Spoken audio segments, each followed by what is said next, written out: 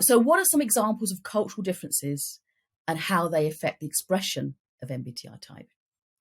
So what we can look at here is models that look at culture and describe the differences that we might see between cultures, and then look at examples of how that might affect the way that type plays out.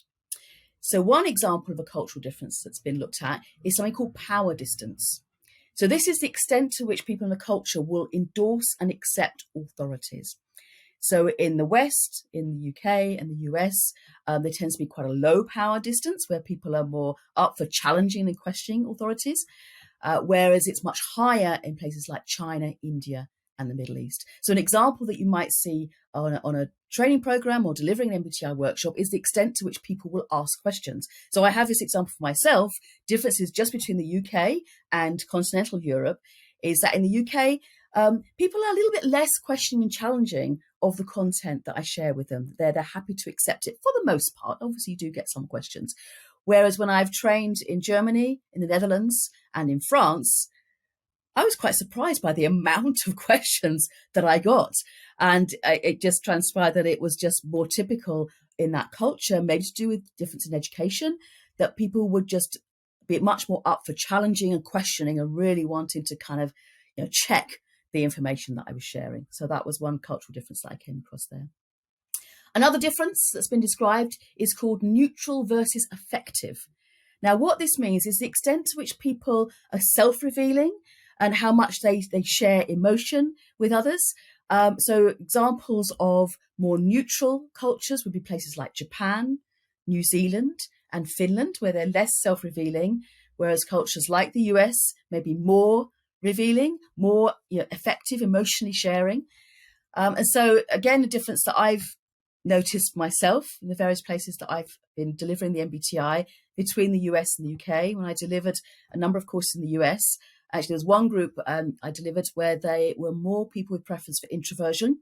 But when I first met the group, I saw a lot more what I would see as extroverted behaviors. People coming up to me first thing in the morning and talking to me and introduce themselves and tell me a lot about themselves and saying how excited they were about the training. And I was thinking, oh gosh, this is a really extroverted group. But actually it wasn't. It was more introverted. So that was a difference that I saw there. And again, on courses, asking people to share examples about themselves, be self-revealing, maybe a fact you need to be aware of if you're working in a culture that is more neutral on this particular dimension. Another difference that's been looked at cross-culturally is something called sequential versus synchronic. And this is about different approaches to time management. So sequential, you might associate more with judging behaviors.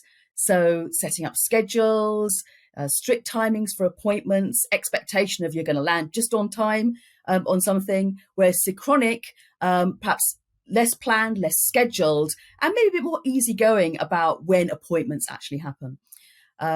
So an example here, again, a colleague of mine, UK trainer, went to Spain to deliver a course, which had an 8 a.m. start. Now, she delivered this course very well in the US, in Japan, and Germany. But on the first morning of her training in Spain, nobody appeared 8 o'clock in the morning. And it wasn't until 9 o'clock that people started to come into the room. And when she talked about what happened, she was really quite worried, that they didn't want to do the training. It was, no, they'd had a really good get together the night before. And that, focusing on the relationships with each other and building relationships was much more important than being in the training room at 8 a.m. the next morning. So again, a difference to be aware of when you are planning out, how your workshops are going to run, timescales and so on.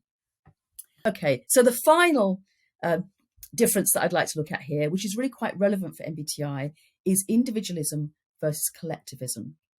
So individualism, which is more typical of countries in the West, so the US and UK would be true here, is there's much more focus on individuality, individual identity, and distinguishing oneself from the group, from the culture. Whereas with collectivist cultures, which is typically high in Asian countries, there's much more emphasis on group harmony and more emphasis on behavior that fits in with the collective culture. So, of course, when we use MBTI, we are encouraging people to focus on their own natural differences. How are you different from others?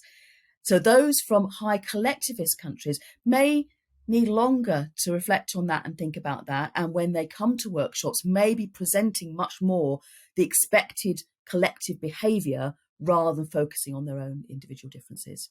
So again, something to be aware of there. Okay, so those are some good examples.